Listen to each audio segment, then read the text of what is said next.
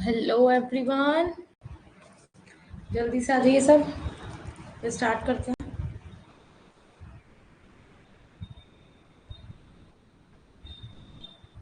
जल्दी से आ जाओ सब।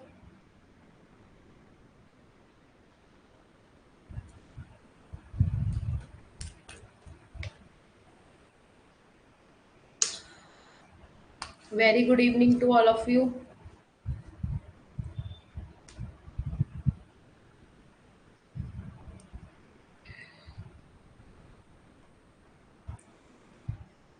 Very good evening Nancy, Lalita, Loman, Vandana. जल्दी से आ जाओ फटाफट सब, फिर स्टार्ट करेंगे आज का टॉपिक। पढ़ाई कैसी चल रही है आप लोगों की?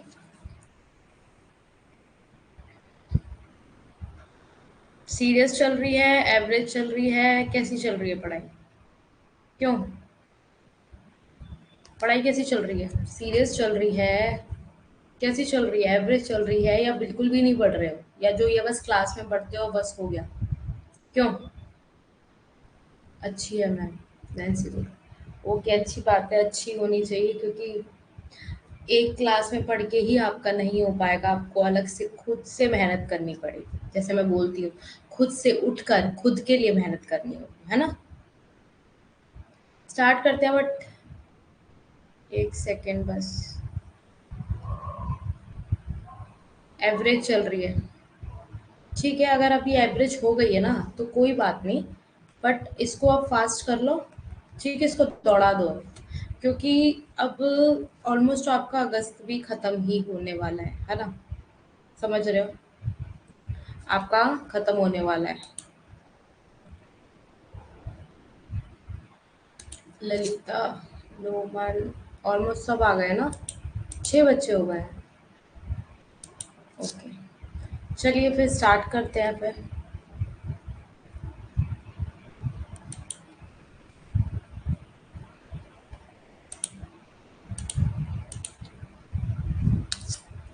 सो very good evening to all of you.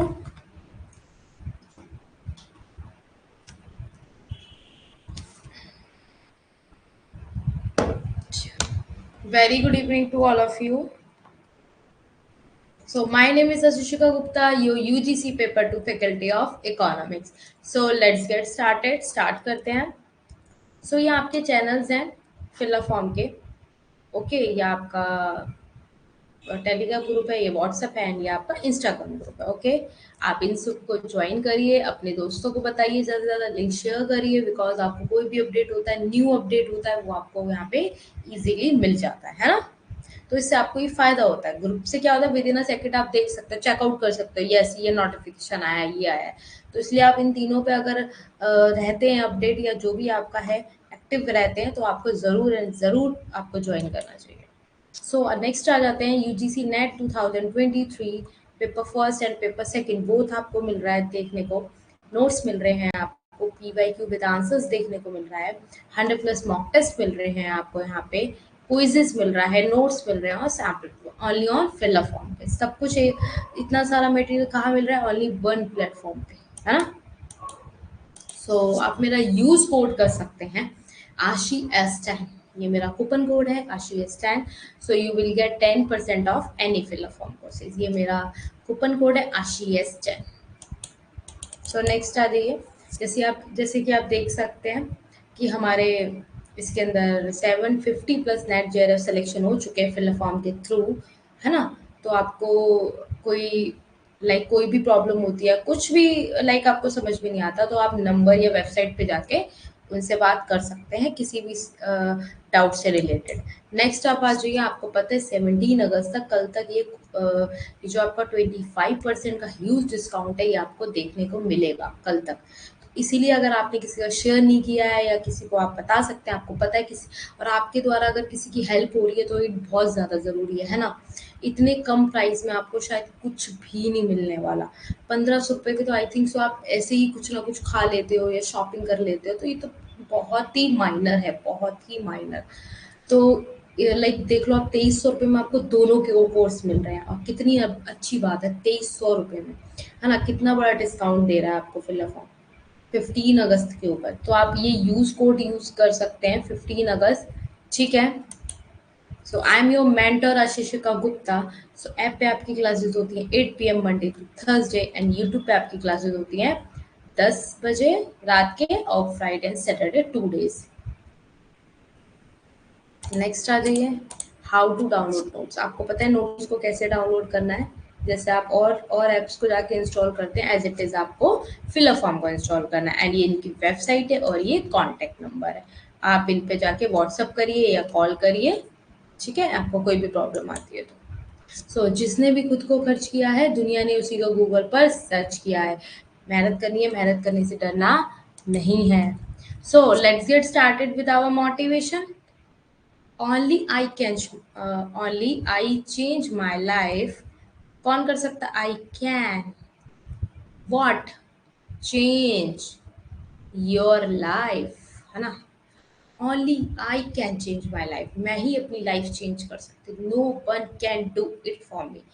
इसका समझ में आ रहा है? No one can do it for me. चाहे कोई कितनी भी बातें कर ले आपसे, चाहे कितना भी आपको रास्ते दिखा दे, या कुछ चलना तो आपको ही है। अगर आपको यूजीसी नेट एग्जाम के बारे में अगर किसी ने बताया है, या किसी ने भी आपको, या आपको खुद भी पता है, तो आपको पता है आप जब तक उस एग्जाम को देंगे नहीं, उस एग्जाम को आप प्रैक्टिकली करेंगे नहीं, तो आप कैसे सक्सेस हो पाएंगे? नहीं हो पाएंगे ना। तो ऐसे कोई भी लाइफ में कोई भी चीज़ होती है एग्जाम से रिलेटेड या आपकी प्रैक्टिकल लाइफ से रिलेटेड, तो आप खुद ही कर सकते हैं, कोई नहीं कर सकता आपके लिए। ये रियल ट्रूथ है, ये रियल ट्रूथ है कि आप ही अपनी लाइफ चेंज कर सकते हो, कोई भी आपकी लाइफ चेंज ही नहीं कर सकता। ये किसने दिया है? कैरल बर्नट ने, है ना। कितना अच्छा है। Only I can change my life, no one can do it for me. Parents भी क्या करते हैं, एक बात बताओ, पेरेंट्स आपको पैसे दे देंगे, आपको एक से एक अच्छी लग्जरी लाइफ दे देंगे, पर एक बात बताओ, पढ़ना तो आपको ही है ना। उन्होंने लाइक कितने भी पैसे, कितने भी अच्छे कॉलेज में आपको लंदन में लाइक भेज दिया, वहाँ पे जाके पढ़ाई कर लो। अब एक बात बताओ, उन्होंने पैसों से आपको सब कुछ किया, उन्होंने आपको प्यार से सब कुछ किया। अब आप गए वहाँ कॉलेज में, आपको मन नहीं लगा, आप पास ही नहीं हुए, तो एक बात बताओ, कौन करेगा? ये तो आप ही करेंगे ना अपने लिए। एक अच्छी सी स्माइल दे दीजिए। Very good evening to all of you. जल्दी से स्माइल दे दो, फटाफट आ जाओ क्लास में। जो भी बच्चे नहीं आए हैं, स्माइल दे दो, एक ह्यूज स्माइल, प्यारी सी स्माइल। स्माइल प्लीज, है ना, बोलते ना, स्माइल प्लीज, स्माइल प्लीज। अच्छी सी स्माइल दे दो। खुश होके पढ़ेंगे, खुश होके पढ़ेंगे तो एनर्जी आती है, समझ में आता है, एक पॉजिटिव ऑरा हमारे आसपास रहता है, और पॉजिटिविटी साथ रहती है, तो आपको पता है लाइफ में ऐसी कोई चीज़ नहीं है जो आपको नहीं मिलेगी। तो इसलिए हमें पॉजिटिव होना बहुत ज़रूरी है ना।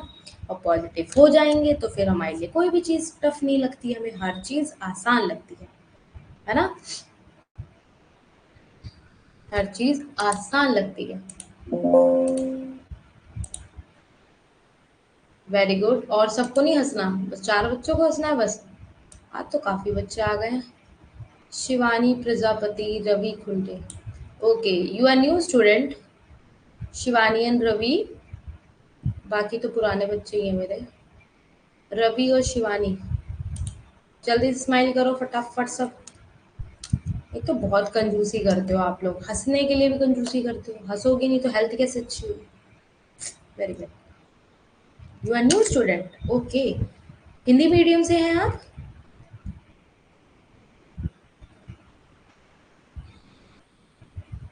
हिंदी मीडियम से हैं शिवानी आप?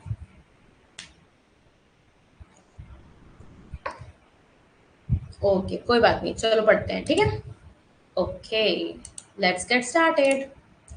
आप देख पा रहे होंगे कि जो भी बच्चे आज न्यू हैं, उन्होंने आज की जो क्लास ली है, तो आप उससे रिलेट करेंगे कि हम लोग कैसे पढ़ते हैं और क्या पढ़ते हैं। अभी सिर्फ आज आप माइंड पे ज़्यादा जोर मत डालना, ठीक है। मेरा तो यही कहना होगा कि जो मैं समझा रही हूँ, क्योंकि इकोनॉमिक, सॉरी, जो आपका ग्रोथ एंड डेवलपमेंट आपका स्टार्ट हो चुका है, तो उसके अंदर आगे हम पिछले हम ज़्यादा टॉपिक्स नहीं हमने पढ़े हैं, हमने 2-3 टॉपिक्स ही पढ़े हैं, ठीक है। तो आप उनको पढ़ लेना आज। मेरा आपसे यही एक रिक्वेस्ट है, ये आपसे प्रार्थना है कि आप दोनों जो न्यू स्टूडेंट हैं, आज आप उनको पढ़ लेना।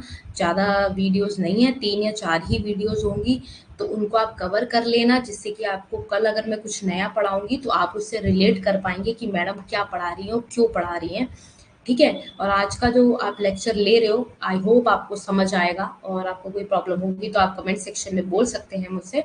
बट फिर भी आप थोड़ा सा माइंड पे ज़्यादा जोर मत देना, क्योंकि न्यू हो तो मुझे पता है काफ़ी चीज़ें न्यू होता है तो इंसान थोड़ा सा हो जाता है परेशान, पर परेशान नहीं होना, आराम से पढ़ना है, ठीक है। सो factors of economic growth, factors क्या है इकोनॉमिक ग्रोथ के, and economic and non economic क्या होता है, इकोनॉमिक फैक्टर्स क्या होते हैं, मतलब हम आज पढ़ने वाले हैं कि ये फैक्टर्स ऑफ इकोनॉमिक ग्रोथ। अच्छा, आप अगर आपके पास फैक्टर्स ही नहीं होंगे, चाहे आप किसी से भी रिलेटेड आप पढ़ रहे हो, अगर आपके पास चीज़ें नहीं होंगी, फैक्टर्स नहीं होंगे, so how can you relate कि आप चीज़ों को कर पाओगे, नहीं कर पाओगे। क्यों? उसका रीज़न ये है कि आपके पास फैक्टर्स होना बहुत ज़रूरी है। विदाउट फैक्टर्स आप काम नहीं कर सकते, ये रियलिटी है। अगर आपके पास चीज़ों के लिए जो चीज़ें ही नहीं होंगी, फैक्टर्स नहीं होंगे, तो कैसे कर लोगे आप काम?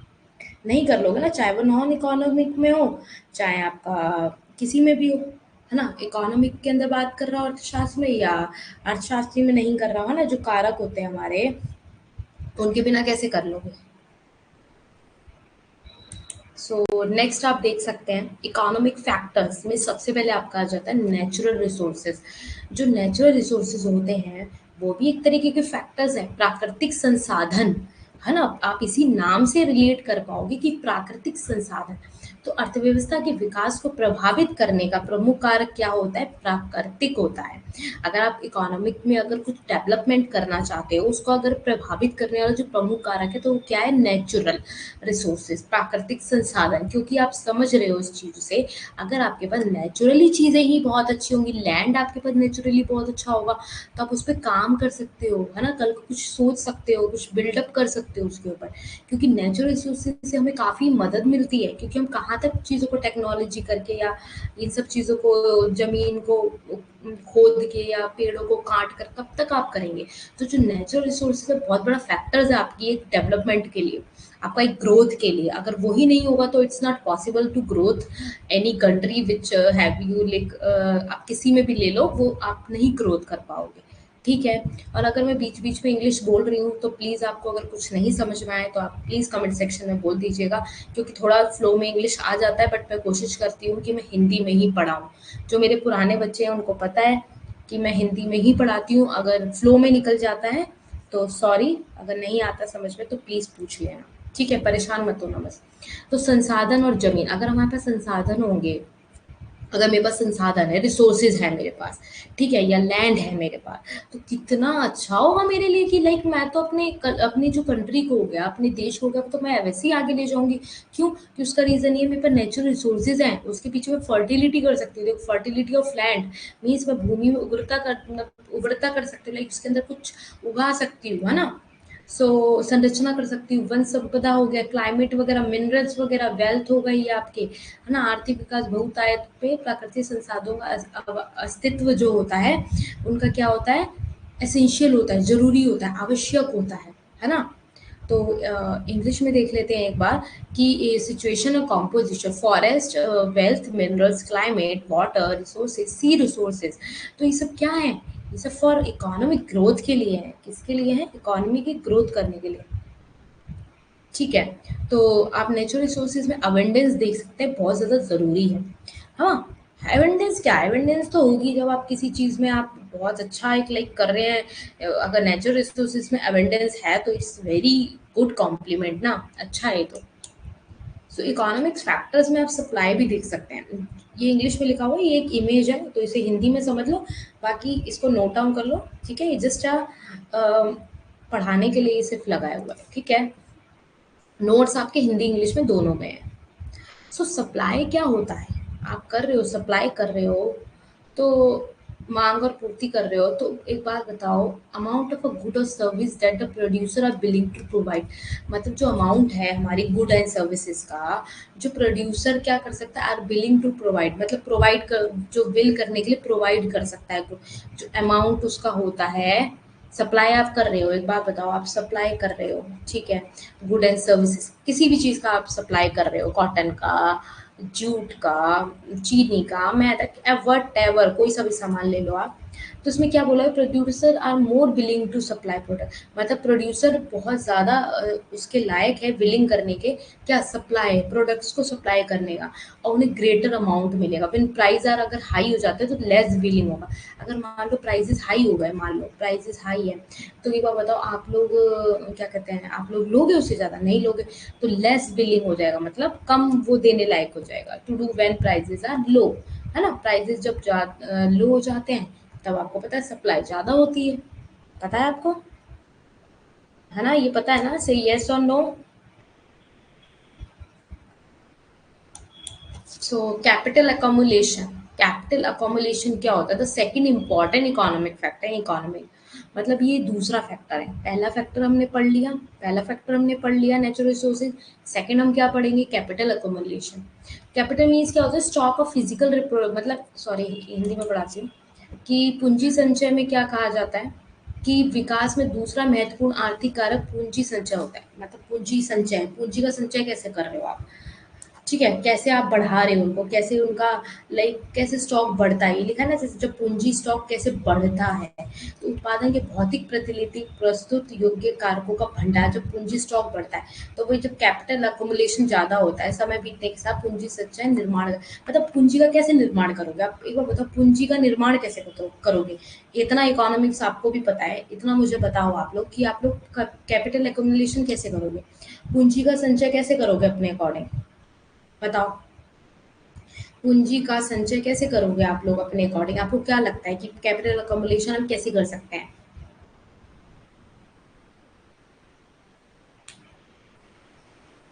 जल्दी से रिप्लाई दो, जिसको आता है फटाफट रिप्लाई दे दो 10 सेकंड से, फिर मैं आगे बताती हूँ।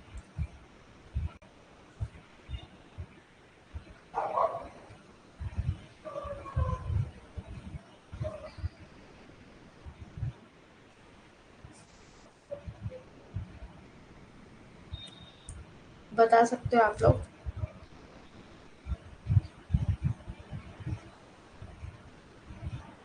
फटाफट मुझे बताओ अगर किसी को आता है तो। नहीं आता किसी को, चलो ठीक है। अब एक बताओ, अगर पूंजी संचय कैसे करोगे, पूंजी का संचय तभी तो करोगे, पैसे कैसे कमाओगे, जब काम करोगे, वर्क करोगे। वर्क कैसे करोगे, पूंजी को किस काम में लगाकर पूंजी से पूंजी बनाया जा सकता है। Yes, very good, very good, clap for her, Vandana, very good बेटा, बहुत बहुत। बचत एंड इन्वेस्टमेंट बेटा, पूंजी संचय कर रहे हो आप ये, लोमन आप इसमें इन्वेस्टमेंट तभी करोगे जब आप कैपिटल एक्युमुलेशन कर पाओगे, मतलब पूंजी का संचय कर पाओगे। जो वंदना ने आंसर दिया कि आप जब आपके पास पूंजी होगी तो उस पूंजी से क्या कर सकते हो, आप किसी काम में लगा के उसे पूंजी संचय कर सकते हो, मतलब कोई भी फैक्टर ऑफ प्रोडक्शन आप कर सकते हो। और कैपिटल स्टॉक को इंक्रीज कैसे करोगे, कैसे करोगे, जब आप किसी में उसको लगाओगे, इन्वेस्टमेंट करोगे, काम करोगे, उसका पैसा आएगा तो पूंजी संचय होगा आपका, पूंजी का निर्माण होता है। ठीक है, सो ये देख सकते हो इकोनॉमिक फैक्टर्स में क्या क्या इंपॉर्टेंट होता है। इकोनॉमिक फैक्टर्स के अंदर रॉ मटेरियल इंपॉर्टेंट होता है, कच्चा माल आपको पता ही है, इंफ्रास्ट्रक्चर होता है, इसका मुझे एग्जैक्ट हिंदी नहीं पता है, कैपिटल पूंजी, लेबर हो गया, मार्केट हो गया, ठीक है। सो ये सब चीज़ें क्या है, इकोनॉमिक फैक्टर्स में बहुत ज़्यादा इम्पॉर्टेंट है ना। और ये क्या आप कह सकते हैं कि धीरे धीरे अगर आपको ग्रोथ हो रही है, आपकी इकोनॉमिक में ग्रोथ हो रही है, तो इन सब के बिना ग्रोथ इम्पॉसिबल है, बिकॉज आपके, ठीक है, कैपिटल में आप देख रहे हो, कैपिटल अगर आपके पास नहीं होगी, आपके देश के पास कैपिटल नहीं होगी, तो वो कैसे वर्क करेगा, कर पाएगा वर्क, नहीं कर पाएगा ना।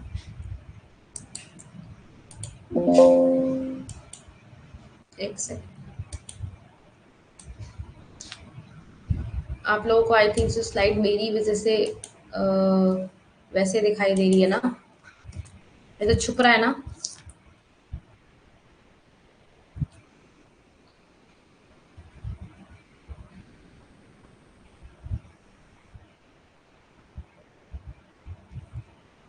ठीक दिख रहा है अभी, मैं तो उस पे आ गई, फिलर फॉर्म के लेवल पे, रुको एक सेकंड, उधर ही करना पड़ेगा, थोड़ा छोटा कर देती हूँ जिससे कि देख पाओ आप लोग, है ना। अब ठीक है,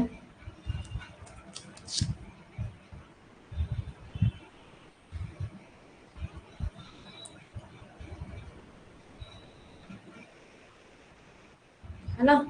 मार्केट का क्या हो जाता है फिर मार्केट, अगर देखो आपके पास पूंजी होगी, है ना, पूंजी होगी तभी तो आप काम करोगे, कच्चा माल होगा तो उससे आप और चीजें बना पाओगे, और लेबर की आपकी नीड होगी उसमें, फिर वो मार्केट में जाके बिकेगा, मार्केट में कब बिकेगा, जब कैपिटल। यस। हाँ जी वंदना, क्या पूछना है पूछो, कुछ पूछना है, हैंड रेज किया आपने।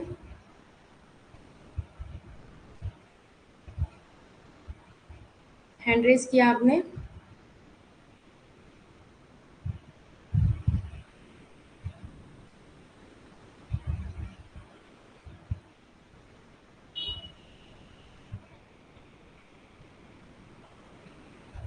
क्या पूछ रहे हो बेटा, पूछो।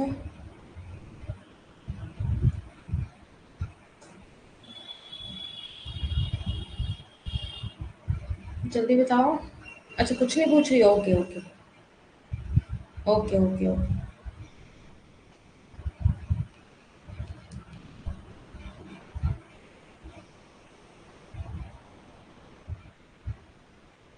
ओके फिक्स, ठीक है, ओके ओके। सो हाँ, तो मैं क्या बता रही थी, इन सब का आपको आप लोगों को पता है इंफ्रास्ट्रक्चर को क्या बोलते हैं, आई थिंक सो से हिंदी अरे वो नहीं बोलते हैं, जैसे आपका ये हो गया, ये आपका कोई भी, अरे परिवहन से रिलेटेड ले लो, आप परिवहन से रिलेटेड ले लो, अरे ट्रैवल से रिलेटेड चीजें होती हैं जो, क्या बोलते हैं इसको शुद्ध हिंदी में, क्या बोलते हैं इंफ्रास्ट्रक्चर को, देखूं मैं क्या, एक सेकेंड, आप लोगों को दिक्कत ना हो। इंफ्रास्ट्रक्चर, एक सेकेंड।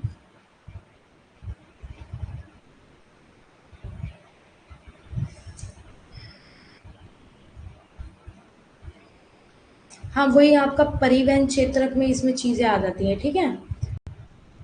ओके, आपके सड़कें वगैरह, ये सब वगैरह इसमें चीजें आ जाती हैं, ठीक है।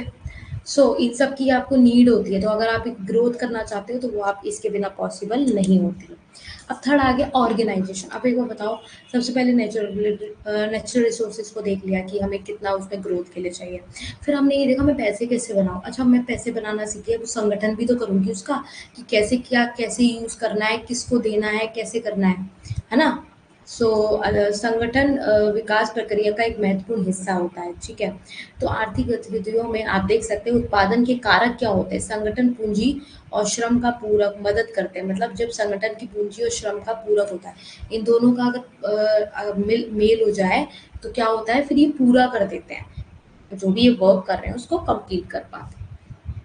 उनकी उत्पादकता बढ़ाने में आधुनिक आर्थिक विकास में उद्यमी निम्नलिखित प्रदर्शन कर रहा है। एक आयोजक का कार्य और जोखिम और अनिश्चितताओं को पूरा करना है ना। The entrepreneur has been performing the task of an organizer and undertaking risk and uncertainty। मतलब इसके अंदर क्या होता है, जो जोखिम होते हैं, है ना, संगठन बना रहे हो अब आप, है ना, उसके अंदर काम कर रहे हो, ठीक है, कोई भी आप उसके अंदर प्रोडक्शन बढ़ा रहे हो किसी भी चीज़ का, और टेक्नोलॉजी का भी यूज़ कर रहे हो, तो उसके अंदर कुछ रिस्क होता है, सब कुछ होता है, तो उसको क्या करता है, एक संगठन बना रहे हो आप, तो उसके अंदर वो उसको सबको देखता है, पूरा करता है उस सब चीज़ों को, उससे रिलेट कर पाता है ना, उन चीज़ों को सॉर्ट आउट करता है ये संगठन। और ये ऑर्गेनाइजेशन जो होता है ये कॉम्प्लीमेंट है, किसके लिए, कैपिटल एंड लेबर के लिए, कैपिट पूंजी और श्रम के लिए हेल्प करता है, किसमें, प्रोडक्टिविटी बढ़ाने को, क्या बढ़ाने को, उत्पादन बढ़ाने को, उत्पादकता जब बढ़ेगी तो क्या होगा, तो आपको पता है आगे हमारा विकास होगा। टेक्नोलॉजिकल प्रोग्रेस क्या होता है, तकनीकी प्रगति। अब हमारी टेक्नोलॉजी अगर अच्छी होगी, तकनीकी परिवर्तन को दुनिया में सबसे महत्वपूर्ण कारक माना जाता है, आपको पता है, आजकल देख रहे हो आप टेक्नोलॉजी से कितनी चीज़ें आगे बढ़ रही है ना, कई तरीके का होता है इसके अंदर। अब टेक्नोलॉजी आप देख सकते हैं, changes is like lead to increase in the productivity of labour capital and other factors of production. जब क्या होता है, कैपिटल चेंज होता है कैपिटल टेक्नोलॉजी में, तो उसमें इंक्रीज होती है प्रोडक्टिविटी ऑफ लेबर, है ना, जैसे काम बढ़ रहा है, मशीन आ रही है तो उसमें लेबर लग रही है, लेबर लग रही है तो पूंजी भी लगेगी उसमें, तो क्या होता है, फैक्टर ऑफ प्रोडक्शन बढ़ रहा है, क्या हो रहा है, फैक्टर ऑफ प्रोडक्शन बढ़ रहा है। तो टेक्नोलॉजिकल प्रोसेस भी बहुत इंपॉर्टेंट टर्म है किसके अंदर, आपको ग्रोथ को करने के लिए। फिफ्थ आ जाता है श्रम का विभाजन। अब आप श्रम का विभाजन भी कर रहे हो और उत्पाद मतलब लाइक डिवीजन ऑफ लेबर कर रहे हो, स्केल ऑफ प्रोडक्शन कर रहे हो। तो जब आप स्पेशलाइजेशन होते हो किसी भी चीज़ में, तो division of labour and lead to increase the productivity. अगर आप किसी चीज़ में स्पेशलाइजेशन है आपका, तो division of labour lead to increase, मतलब जो आप डिवीजन कर रहे हो लेबर का, वो क्या करेगा, लीड करता है किसको, बढ़ाता है प्रोडक्टिविटी को, किसको, उत्पादकता को। और ये क्या करता है, economies of large scale production क्या करता है, ये बड़े पैमाने पर क्या करता है, इसकी उत्पादकता को बढ़ाता है और डेवलपमेंट करता है ना। और they increase the rate of economic development, वो इंक्रीज क्या करता है, जो रेट होते हैं इकोनॉमिक डेवलपमेंट के, उसको क्या करता है, बढ़ाता है। एडम स्मिथ ने क्या इंपॉर्टेंट डिवीजन और लेबर इकोनॉमिक, ये एडम स्मिथ ने ये दिया था। एडम स्मिथ ने इसे बहुत महत्व दिया आर्थिक विकास में। श्रम विभाजन, श्रम का क्या कर दिया जाता है, विभाजन कर दिया जाता है। श्रम विभाजन का मतलब हो गया कि अगर मान लो एक श्रम है, एक लेबर है, यहाँ पे लेबर है, वो ना वो बना सकती, कॉटन बना सकती है। और ये वाली जो लेबर है, ये बना सकती है क्लोथ्स, कपड़े बना सकती है। तो एक बार बताओ, अगर ये वाली इधर लेबर चली जाए, अगर ये वाली इधर लेबर चली जाए, तो काम होगा, नहीं होगा। सही से काम होगा, नहीं होगा। ग्रोथ होगी, नहीं होगी, उस हिसाब नहीं हो पाएगा। अगर जिसका स्पेशलाइजेशन जिसमें है ना, अगर उसको वो चीज़ मिल जाए, मैं चाहती हूँ, मुझे अगर चाय अच्छी बनानी आती है, कॉफ़ी अच्छी बनानी आती है, खाना अच्छा बनाना आता है, तो मुझे वो काम मिल जाए। अगर कोई मुझसे कह दे कि तुम बर्तन धो लो या अदर कोई काम कर लो, बाहर चली जाओ, ये कर लो, तो मैं नहीं उसमें सेटिस्फाई हो पाऊंगी। तो इसीलिए श्रम विभाजन करा जाता है कि जिसमें जिसका स्पेशलाइजेशन है, उसको वो काम दिया जाएगा। स्ट्रक्चरल चेंजेस क्या होता है, संरचनात्मक, क्या बोलते हैं इसको, संरचनात्मक, हाँ। संरचनात्मक परिवर्तन क्या होता है, कि इसका संरचनात्मक परिवर्तन का अर्थ होता है कि पारंपरिक कृषि समाज से एक समाज में संक्रमण आधुनिक औद्योगिक अवस्था में मौजूद हो। क्या उसमें बोला जा रहा है कि जैसे बहुत, जैसे आपको पता है ट्रेडिशनल एग्रीकल्चर बहुत पहले, अब आपको पता है दादा परदादा, ये समथिंग बहुत लंबी चेन चलती आ रही है ना कृषि की। तो इसमें वही बोला है, पारंपरिक कृषि समाज का एक संक्रमण भी एक तरीके से समझ लो, कि क्या होता है कि एक के ज़रिए दूसरे को भी उसका करना पड़ता है। मतलब लाइक लोग कई, अगर मतलब लाइक लैंड है किसी के पास, ठीक है, और उनके दादा परदादा उसमें काम करते थे, तो क्या होता है, चेन बनती चली जाती है, तो उन लोगों को भी उस पे काम करना पड़ता है, ना चाहते हुए, कुछ भी कह लो, ना चाहते हुए। तो क्या होता है, इस तरह से संरचनात्मक परिवर्तनों से रोजगार के अवसर बढ़ते हैं। अब मान लो कि इसके अंदर, मान लो अगर आपके पास काम हो रहा है, ठीक है, एम्प्लॉयमेंट बढ़ भी तो रही है। एम्प्लॉयमेंट कब क्यों बढ़ रही है, क्योंकि हमारे पास भाई है, हमारे पास काम करने को लैंड है, मेरे पास लेबर है, तो लेबर है तो एम्प्लॉयमेंट बढ़ रहा है ना। जब मेरे पास लैंड है तो लेबर भी है, तो मैं उनको काम दूंगी तो एम्प्लॉयमेंट बढ़ेगा। और हायर लेबर प्रोडक्टिविटी होगा तो stock capital exploitation, new resources बनेंगे, नई चीज़ें बनेंगी, इम्प्रूवमेंट होगा टेक्नोलॉजी में, है ना। तो ये सब चीज़ें किसकी है, जो ग्रोथ में आपको ग्रोथ चाहिए। अच्छा, अब हमने इकोनॉमिक फैक्टर्स पढ़ ली कि ग्रोथ में इकोनॉमिक फैक्टर्स कौन से चाहिए हमें। अब आ गए गैर आर्थिक कारक आ गए। अब इसके अंदर क्या आ गए, गैर आर्थिक कारक, जो कि इसमें नॉन इकोनॉमिक फैक्टर्स हैं, ठीक है। नॉन इकोनॉमिक फैक्टर्स में आप लोग देख सकते हैं, इसमें रिलेट कर पा रहे हैं, पिक में देख पा रहे होंगे कि क्या होता है। समझ आ रहा है आप लोगों को? सॉरी, मुंह थक गया थोड़ा।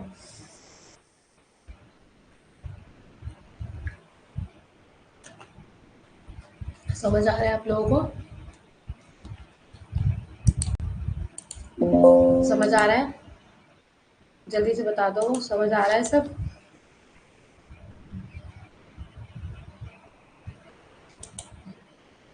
अच्छा, आप फ्री नहीं आए है ना? आज आप फ्री नहीं आई है, बाकी सब है क्लास में आज। समझ आ रहा है? Very good. आज मेरे से स्क्रीन नहीं देखी जा रही, पता नहीं क्यों। आईज में पेन हो रहा है, आई थिंक सो।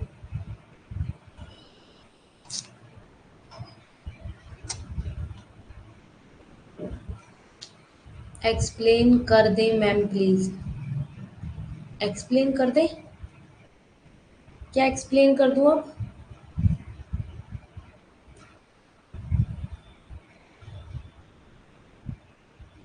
क्या एक्सप्लेन कर दूं, क्या समझ में नहीं आया वंदना?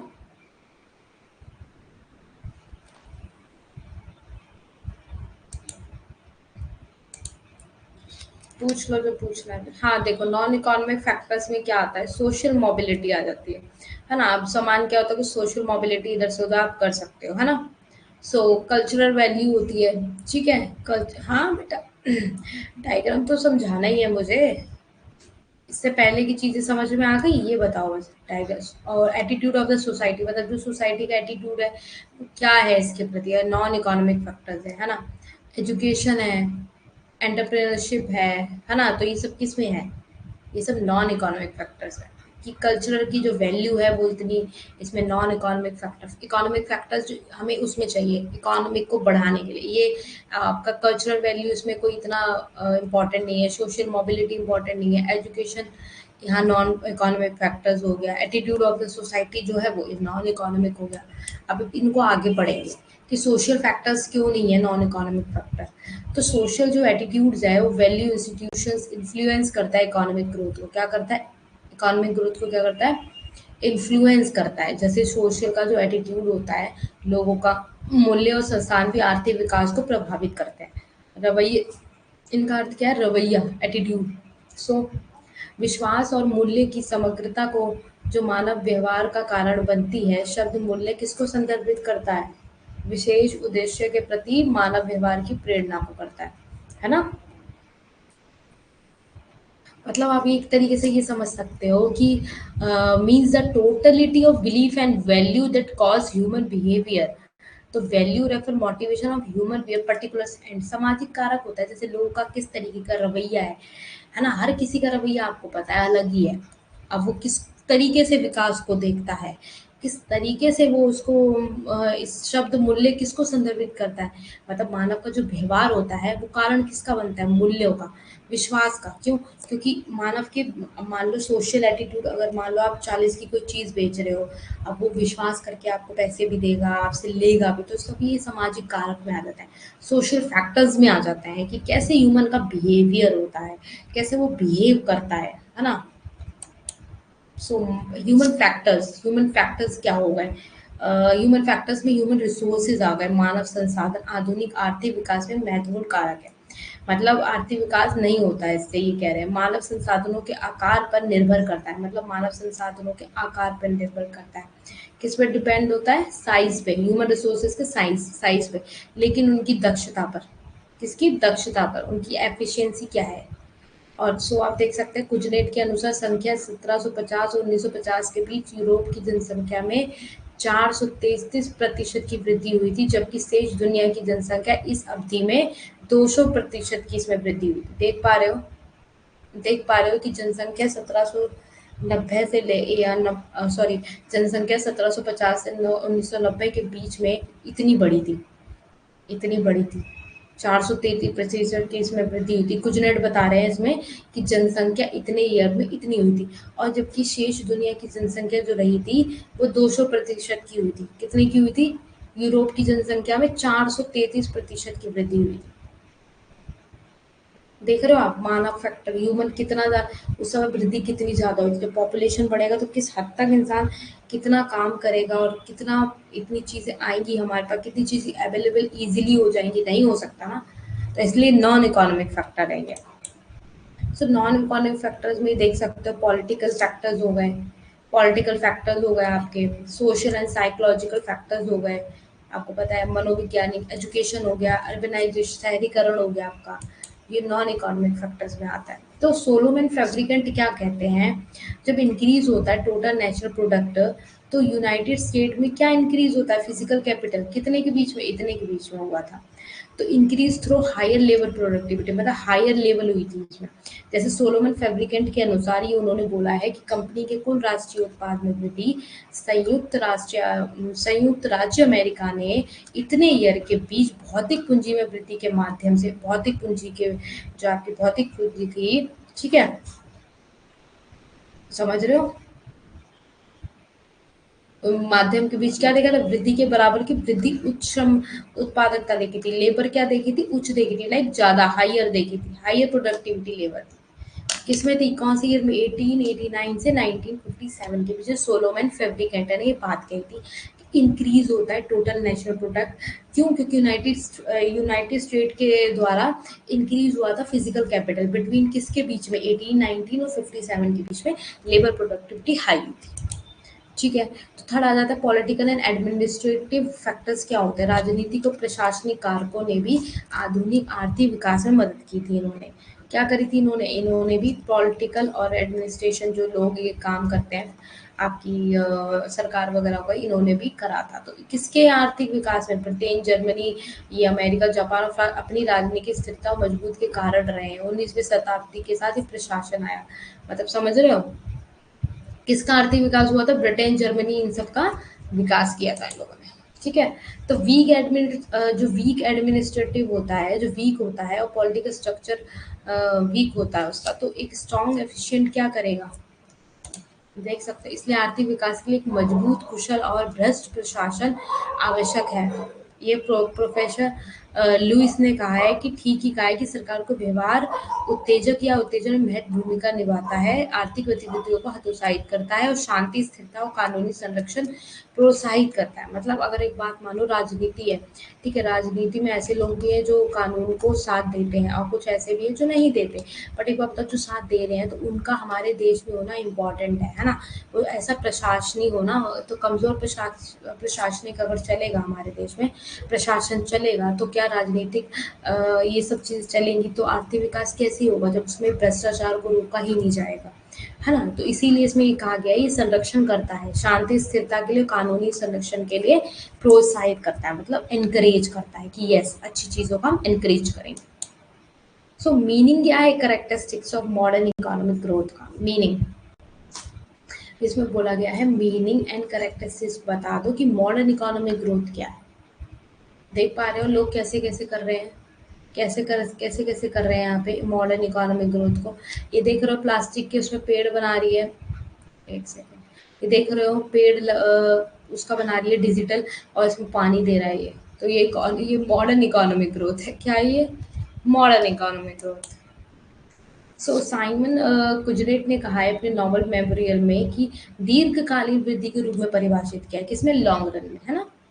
कि अपनी आबादी को तेजी से विविध आर्थिक वस्तुओं को आपूर्ति करने की क्षमता, ये बढ़ती क्षमता आधार। मतलब क्या देख रहे हो आप? As a long term rise in capacity to supply, मतलब इन कैपेसिटी ज़्यादा नहीं है और इंक्रीज होता है डाइवर्स इकोनॉमिक ग्रुप और पॉपुलेशन में डाइवर्स हो जाता है। So this growing capacity is based on, ये जो ग्रोइंग कैपेसिटी हो रही है बेस्ड किस पे है? एडवांसिंग टेक्नोलॉजी पे। एडवांस जो टेक्नोलॉजी हो रही है उस पर ये जो ग्रोथ हो रही है इस पर डिपेंड है ना? और आप इंस्टीट्यूशनल और आइडियोलॉजिकल आप चीज़ें देखें तो एडजस्टमेंट ये सब डिमांड के थ्रू पे हो रहा है। अगर लोग मांग नहीं करेंगे तो प्रौद्योगिकी कैसे आगे बढ़ेगी? टेक्नोलॉजी क्यों आगे बढ़ रही है? क्योंकि हम ही लोग मांग कर रहे हैं, हमें ही अच्छी लग रही है चीज़ें, हम ही कह रहे हैं अरे वाह, ये जो टेक्नोलॉजी आई है तो बहुत अच्छी है, अच्छा ये तो और आगे अच्छी होनी चाहिए। तो ऐसे ऐसे करके हम लोग इनकरेज कर रहे हैं इन सब चीज़ों को। समझ पा रहे हैं हम क्या कर रहे हैं? इन सबको एनकरेज कर रहे हैं,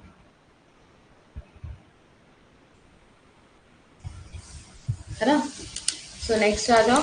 नेक्स्ट क्या आता है? Characteristics of modern economic growth. Modern economic की ग्रोथ क्या है? Characteristic, so high rate of growth पर कैपिटल प्रोडक्ट एंड पॉपुलेशन, प्रति व्यक्ति उत्पाद की वृद्धि की उच्च दर की और आबादी। मतलब प्रति व्यक्ति अगर जो उत्पाद हो रहा है उसकी वृद्धि की उच्च दर, है ना? और आबादी, अब ये देख रहे हो, उसको देख पा रहे हो, ये ग्रोथ कर रहा है। तो धीरे धीरे धीरे धीरे धीरे धीरे, पहले पहला स्टेप, फिर दूसरा, फिर तीसरा, फिर चौथा, फिर पांचवा, फिर छठा, फाइनली छठे पे चढ़ेगा। अभी किस पे है? दूसरे तीसरे पे। तो ये धीरे धीरे क्या करेगा? ग्रोथ को क्या करेगा? ग्रोथ को बढ़ाएगा, है ना? ग्रोथ को कैसे बढ़ाएगा? कैसे बढ़ाएगा? जब इसमें क्या होगा? ग्रोथ होगा। हर चीज़ से रिलेटेड आपको पढ़ा दिया कि ग्रोथ कैसे होगा, है ना? तो इससे ये डायग्राम से आप रिलेट कर सकते हैं कि ग्रोथ कैसे हो रहा है ना? सो मॉडर्न इकोनॉमिक ग्रोथ क्या कहता है? आधुनिक आर्थिक विकास, जैसा कि हाल के दिनों में आप देख सकते हैं, अनुभव से पता पता चल जाता है कि 18वीं और 19वीं शताब्दी की शुरुआत में प्रति व्यक्ति उत्पाद में वृद्धि की उच्च दर की विशेषता थी। मतलब प्रति व्यक्ति उत्पाद, जो प्रति व्यक्ति उत्पाद कर रहा था उसकी विशेषता थी कि जनसंख्या वृद्धि की पर्याप्त दर के साथ, मतलब जनसंख्या की जितनी वृद्धि हो रही है ना उसके साथ को लेके बोला हुआ था। देख पा रहे हो, है ना? इस पे बोल पा रहे हो। और तो वृद्धि की अत्यधिक उच्च दर कम से कम होती है, वृद्धि की जो उच्च दर होती है वो कम से कम होती है, और जनसंख्या के लिए 5 गुना अधिक और उत्पादन के लिए कम से कम 10 गुना अधिक, जैसा कि अतीत में देखा जा सकता है ना? तो जनसंख्या के लिए कितनी? 5 गुना, और इसके लिए उत्पादन के लिए कम से कम 10 गुना वृद्धि की उच्च दर कितनी है इसके अंदर?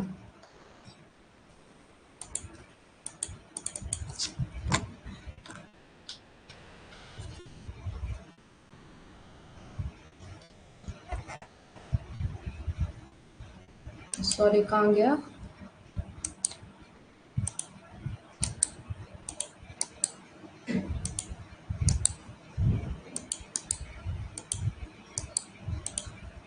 है ना, हम यही पढ़ रहे थे ना। सो प्रोफेसर कुजनेट क्या कहते हैं कि रेट ऑफ पॉपुलेशन जब ग्रो करता है तो 13 कंट्रीज इसमें एक्सक्लूड हो जाती हैं। फ्रांस होती है, been have in modern times में, इसमें प्री मॉडर्न, एक तो मॉडर्न में आ जाती है, प्री मॉडर्न में आ जाती है। लीविंग फ्रांस जब विद पॉपुलेशन इंक्रीज करता है 2.5% डिकेड, और जब पॉपुलेशन ग्रोथ करती है 6 और 7% यूके में, स्वीडन में, इटली में, है ना, और 8% स्विट्जरलैंड और नॉर्वे में, और 10 to 14% किस में करती है, डेनमार्क में। एंड वेस्ट जर्मनी में क्या करती है, ये सब देख लेना, आप एक बार पढ़ लेना, ठीक है। ये सब ये देखना है कि इसमें इतना पॉपुलेशन ने ग्रोथ किया, इसका इतना नहीं किया है, ठीक है, कितना परसेंटेज करा है, तो ये पढ़ लेना। The rise in production, productivity में राइज होता है। Modern economic growth is characterised by a rise in the rate of per capita product, मतलब पर कैपिटल जो प्रोडक्ट है वो क्या कर रहा है, प्राइमरी इंप्रूवमेंट कर रहा है in the quality of inputs which led to greater efficiency और rise in productivity per unit of input. So this is traceable either to an increase in input resources of labour and capital or to an increase in efficiency or to both. So आधुनिक आर्थिक विकास मुख्य रूप से प्रति व्यक्ति उत्पाद की दर में वृद्धि की विशेषता है। जो आधुनिक है, मॉडर्न देखा जाए तो वो किसमें है, मॉडर्न इकोनॉमी किसमें ग्रोथ कर रहा है, प्रति व्यक्ति प्रोडक्टिविटी में, पर कैपिटा, है ना। और क्या देख सकते हो कि आदानों की गुणवत्ता में सुधार, ठीक है, इनपुट्स में क्या हो रहा है, सुधार हो रहा है उसकी गुणवत्ता में, कि उत्पादकता में जो भी आप कर रहे हो उसमें अच्छा हो रहा है ना, सुधार हो रहा है। और श्रम और पूंजी के संसाधनों में इनपुट में वृद्धि हो रही है, ठीक है। ये दोनों के लिए पता लगाया जा सकता है कि प्रोडक्टिविटी में कैसे राइज हो रहा है, कैसे बढ़ रही है ना। सो ये पढ़ लेना अपना, high rate of structure transformation, ये क्या है यहाँ पे। हम्म, अरे ये क्या हो रहा है,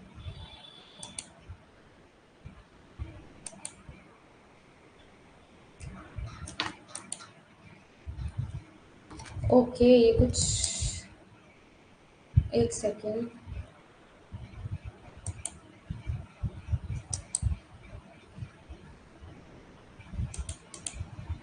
ठीक है ना। नेक्स्ट आ जाते हैं हाई रेट ऑफ ट्रांसफॉर्मेशन, जो हाई रेट पे होता है।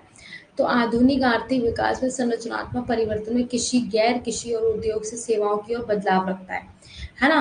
पैमाने में गतिविधियों को बताता है, परिवर्तन के साथ व्यक्तिगत उद्यमों को देखता है। तो ये रेट, हाँ, कितने हाई रेट हो रहे हैं आपके, कितना स्ट्रक्चर बढ़ रहा है, कितना ट्रांसफॉर्मेशन चेंज आ रहा है मॉडर्न में। जैसे हम जब मॉडर्न इकोनॉमी की बात करते हो तो एग्रीकल्चर टू नॉन एग्रीकल्चर से आप कहाँ आ जाते हो, इंडस्ट्री में आ जाते हो, इंडस्ट्री में लोग काम करने लग जाते हैं, उसके अंदर चीज़ें करने लग जाते हैं, है ना। तो ये सब चीज़ क्या है, ये सब क्या हो रहा है, ये सब चेंजेस हो रहे हैं, ग्रोथ के फैक्टर्स हो गए ना। अब आ गया शहरीकरण। अब मॉडर्न इकोनॉमिक ग्रोथ में एक करेक्टरिस्टिक्स क्या है कि movement of increasing portion of population in developed country, मतलब इंक्रीज हो रहा है, तो rural areas to urban area, this urbanisation क्या बताता है, is largely a product of industrialisation, है ना। आधुनिक आर्थिक विकास को किसके बढ़ते अनुपात के आंदोलन की विशेषता है।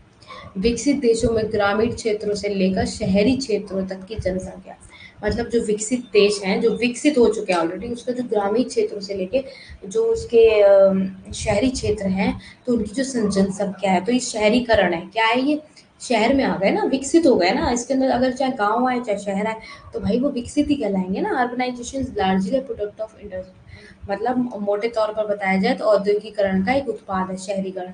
शहर में ही तो सबसे ज़्यादा देखते हैं आप, कितनी अच्छी टेक्नोलॉजी होती है तो उतना ही अच्छा क्या होता है, प्रोडक्टिविटी हाई हो जाता है ना। तो इसमें वही बताया कि शहरीकरण क्या है। सो नेक्स्ट आ जाता है the outward expansion of developed countries, कि विकसित देशों की वृद्धि सबसे अधिक असमान रही है ना। विकसित देशों की वृद्धि जो रही है असमान रही है, क्यों, क्योंकि आधुनिक आर्थिक विकास कुछ में हुआ है, कुछ में नहीं हुआ है। तो काफ़ी हद तक आप देख सकते हैं कि ऐतिहासिक में ये चीज़ें अंतर हमने पढ़ी हैं, आधुनिक विज्ञान और ज्ञान का विकास क्या हुआ है। तो 18वीं शताब्दी में इंग्लैंड उदारत और इंग्लैंड में बताया गया है कि यूरोप के अन्य देशों में ये फैल गया है आधुनिक आर्थिक विकास यूरोपीय देशों और विदेशों में शाखाओं में केंद्रित है इसके अंदर। कि मतलब ये बता रहा है कि इसमें कभी कम बढ़ तो रही होगा ना, ऐसा तो नहीं कि विकसित हो गया तो नहीं। तो कई चीज़ों में है अभी भी और कई चीज़ों में काफ़ी अच्छा है इसका डेवलपिंग जो ये हो रहा है, डेवलप्ड हो चुका है ये तो। तो सबसे पहले ऐसे देशों के पास स्थिर और लचीला राजनीतिक और सामाजिक ढांचा नहीं है जो हो सकता है। मतलब ये होना चाहिए पर इनके पास ढांचा नहीं है। तेजी से संरचनात्मक परिवर्तनों को समायोजित करें और समाज में विकास को बढ़ावा देने वाले समूह को प्रोत्साहित करना चाहिए, मतलब इनकरेज करना चाहिए कि जो आगे बढ़ना चाहते हैं तो उनको विकास को बढ़ावा देना चाहिए समाज में, है ना, उनका इनकरेज करना चाहिए। सो सेकंड क्या है, विकसित देशों द्वारा अपनाई गई औपनिवेशिक क्या है, नीतियां, है ना।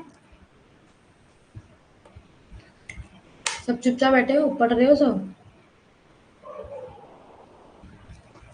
है ना। औपनिवेशिक नीतियां राजनीतिक और आर्थिक रूप से सीमित होते हैं। एलडीसी में स्वतंत्रता मानी जाती है और एलडीसी आधुनिक केस में क्या बताया, लाभ उठाने वाले विफल रहते हैं। विकास और जापान के अपवाद के साथ पिछड़ा बना हुआ है। मतलब विकास और जापान के अपवाद के साथ पिछड़ा बना हुआ है, बैकवर्ड है, इसकी वजह से ये पीछे को रह चुका है थोड़ा। अपवाद हुआ होगा इसके बीच में जापान का, तो इसलिए थोड़ा सा पिछड़ा बना हुआ है ना। अब नहीं बोला जा रहा बिल्कुल भी। कितना रह गया है तो 2-3 स्लाइड ही। तो माइग्रेशन क्या होता है, प्रवासन क्या होता है, पुरुषों वस्तुओं और पूंजियों का अंतर्राष्ट्रीय प्रवाह।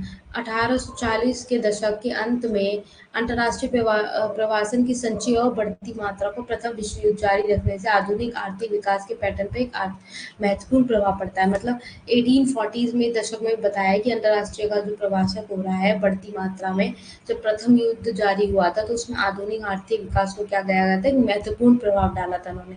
तो 1846 और 50 में अंतर्राष्ट्रीय प्रवासन 1 मिलियन से अधिक के वार्षिक स्तर पर थे और बढ़कर 1 मिलियन तक पहुंच गए। तो 1906 और 15 में लगभग 1.5 मिलियन का शिखर रहा है ना, शिखर पे रहा है। मतलब फ्लो ऑफ गुड्स, अब प्रवाह क्या होता है, माल का प्रवाह। विदेशी वस्तु व्यापार अब तक भारी का सबसे प्रमुख घटक रहा है।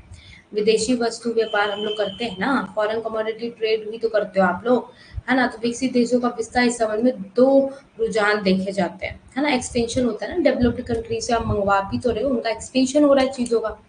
फर्स्ट क्या देखा गया इसमें, हाई रेट ऑफ ग्रोथ देखी गई है वर्ल्ड ट्रेड के बीच में।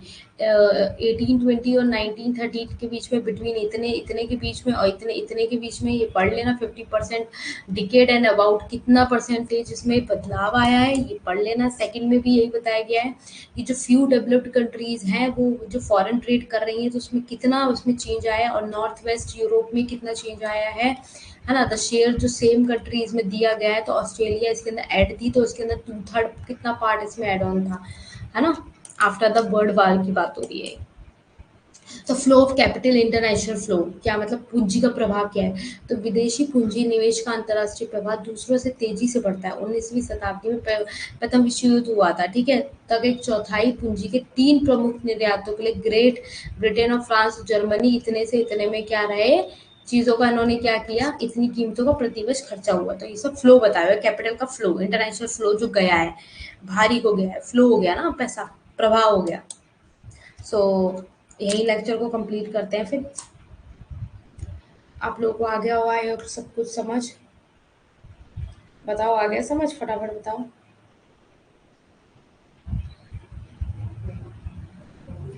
जल्दी से बताओ,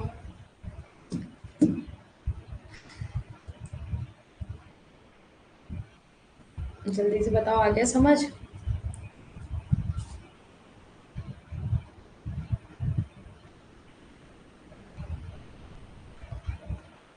समझ आ गया। Yes, okay.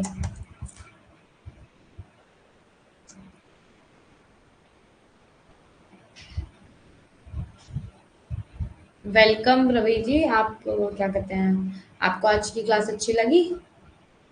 Hope you like the session today. Okay, very good, अच्छी बात है, समझ आना चाहिए, ये बहुत इंपॉर्टेंट है। शिवानी, ओके वेरी गुड बच्चा, समझ में आना चाहिए। मैम कितने डे और होगा डेवलपमेंट में, आई थिंक सो हमारा 1 हफ्ता और जाएगा इसमें। देखती हूँ 1 हफ्ता ना लूँ, 4-5 दिन में ही खत्म कर दूँ। अभी देखते हैं, फिलहाल आपके ये भी होता है ना, क्योंकि पढ़ने के ऊपर पढ़ाने के ऊपर भी तो होता है ना,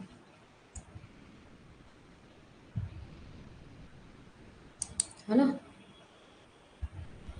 सो ठीक है, फिर किसी का कोई क्वेश्चन तो नहीं है। बाकी देखो थोड़ा बहुत अब इम्पोर्टेंट चीज़ें हैं, अब वो आएंगी। अब मॉडल्स वगैरह पढ़ेंगे हम आगे, तो वो इम्पोर्टेंट है ना, इम्पोर्टेंट तो ये सभी है। जब यही नहीं समझ में आएगा तो वो कैसे समझ में आएगा, तो अभी आगे थोड़ा टाइम तो लगेगा, अभी एकदम तो नहीं खत्म होने वाला। मैम पीडीएफ में लिखा हुआ क्लियर करके भेजिएगा।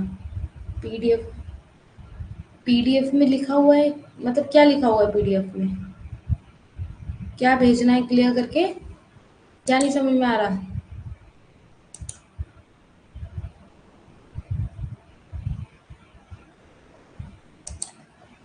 कौन सी वाली स्लाइड तुम्हें नहीं क्लियर लगी है, बता दो मुझे अभी, क्योंकि मैंने तो इसमें से काफ़ी सारी स्लाइड्स हैं।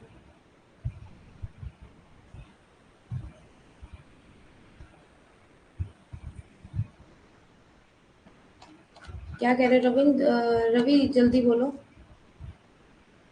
रवि, अच्छा मुझे लगा रविंद्र ने पूछा है। ओके ओके, रवि ने मैम पीडीएफ में लिखा हुआ क्लियर करके भेजिएगा। अच्छा आई थिंक सो ये रेड रेड मार्क के लिए बोल रहे हैं ये, पर ये रेड मार्क वाला ही मैं बच्चों को सेंड करती हूँ, इससे कोई फर्क नहीं पड़ेगा, बल्कि ये इसलिए भेजा गया है कि आप लोगों को समझ में आएगा कि ये इम्पोर्टेंट है, ये है, ये ऐसे ही भेजा जाता है। हाँ वो ऐसे ही भेजा जाता है, क्योंकि बच्चे इससे ही पढ़ते हैं डेली। इससे समझ में नहीं आएगा, इसमें काफ़ी चीज़ें मैं लिखती भी हूँ ना, तो इसलिए ये इम्पोर्टेंट है। ठीक है। हाँ ये इम्पोर्टेंट है, ये डेली नोट्स में ऐसे ही आएगा। सो ठीक है, thank you very much. Okay, so याद रखना इस बात को कि रिमाइंडर मिशन जेआरएफ, हमें क्या करना है, हमें क्या करना है, जेआरएफ का मिशन याद रखना है, हमें जेआरएफ का टारगेट बना के रखना है, हमें जेआरएफ क्लियर करना है, ये हमारे माइंड में होना चाहिए, है ना। सो तभी हम क्या कर पाएंगे, क्लियर कर पाएंगे हमारे एग्जाम को, हमारे टारगेट को। सो सबके सब क्लास में आया करो डेली। ठीक है, जैसे आपके लिए और काम इम्पोर्टेंट है, आपको पता है पढ़ाई के बिना कुछ भी हमारे लिए इम्पोर्टेंट नहीं है, कोई हमारी इतनी वैल्यू नहीं करता, पढ़ाई ही हमारी वैल्यू करवाती है। तो इसको टाइम दो, ऑनेस्टली से, ईमानदारी से टाइम दो। ठीक है, ईमानदारी से पढ़ाई करोगे तो वो भी आपको ईमानदारी से रिजल्ट देगी। ठीक है, ये नहीं एक दिन पढ़ लिया एक दिन चलेगा, एक दिन पढ़ लिया एक दिन चलेगा, नहीं करना है। ठीक है, मेहनत से पढ़ना है डेली, और मेहनत से पढ़ोगे तो क्या होगा, ज़रूर रिजल्ट मिलेगा, है ना, ज़रूर रिजल्ट मिलेगा। ठीक है,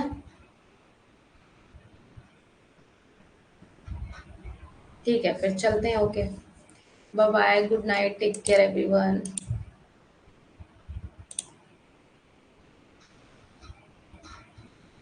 okay okay okay, bye bye, good night everyone, take care. अच्छे से रहो, खुश रहो, है ना।